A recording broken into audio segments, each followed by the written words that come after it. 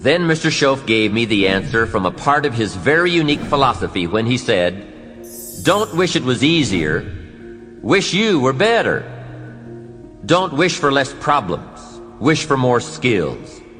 Don't wish for less challenge, wish for more wisdom." So, learn how to handle the winters. You must learn how to handle the nights. They come right after days. You must learn how to handle difficulty.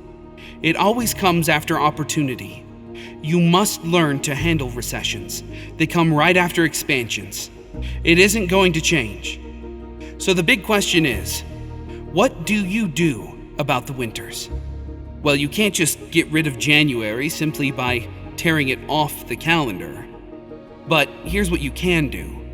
You can get stronger, you can get wiser, and you can get better.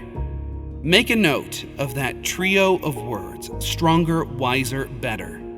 See, the winters won't change, but you can. Before I understood this, when it was winter, I used to wish it was summer. I didn't understand. When it was difficult, I used to wish it was easy. I didn't know then. Mr. Shelf gave me the answer from a part of his very unique philosophy when he said, "Don't wish it was easier. Wish you were better. Don't wish for less problems. Wish for more skills. Don't wish for less challenge. Wish for more wisdom." In leadership training, here's what we learn. If the why is powerful, the how is easy.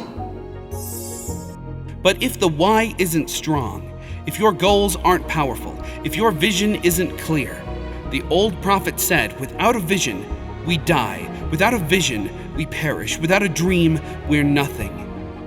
From the movie That Professionals, I listened to Bill Heron give his testimony yesterday. From the movie That Professionalism said, we joined because we believe, we stayed because we're committed. We left because we were disillusioned, but we came back because we were lost. Without a dream, we are nothing. Now here's the last clue: self-education. Formal education gets you a job. Self-education gets you rich. Formal education make you a living. Self-education make you a fortune. You got to have a better plan for your life. Self-motivation.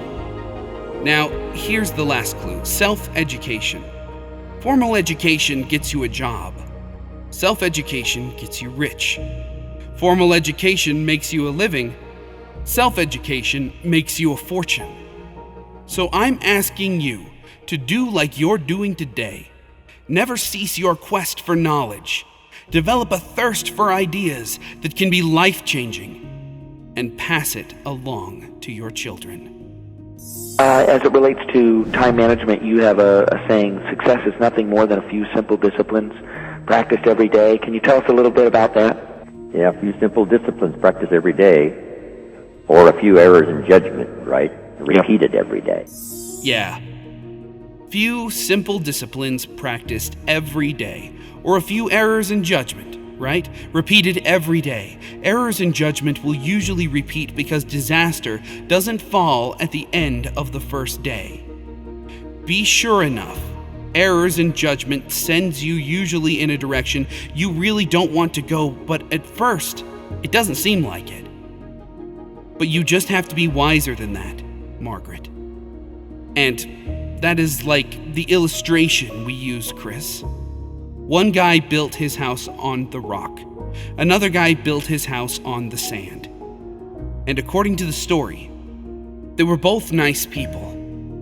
But here's the part of the story that isn't really written down. But at first, everything seemed to be okay. The house on the rock and the house on the sand. But the future always tests every idea, every life, every spiritual commitment, every career. You know what you decide to do and start that direction.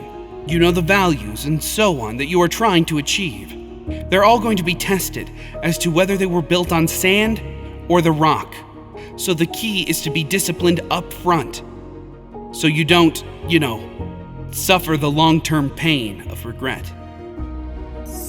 Talking about the importance of time management and the crucial role that it plays in each person's success or failure. Absolutely. Now, one of my favorite quotes from you is this: either you run the day or the day runs you. Elaborate on this for us a bit. Sure. Getting in charge, mastering the situation. This is the big challenge. Sure. Getting in charge of mastering the situation. This is the big challenge. I remember some companies I started years ago. I'd start the company and I'm running the company. First thing you know, the company's running me. And along about that second year, I say, whoa, hold on. I used to be in charge. And now I'm out of control. I used to have it on the run. Now it's got me on the road. And the same is true whether it's a company or an enterprise or whether it's the day. The key is, you just got to take charge and say, I'm going to start getting a handle and taking charge of my day and not let it get out of control. Because it's so easy to be persuaded and distracted by, things that use up time, take up time, and then first thing you know, it's all out of control. Hey guys, if you need more Jim Rohn motivation, click now on the videos that are appearing on the screen. Also, make sure to subscribe and enable all notifications for keeping you in the fight.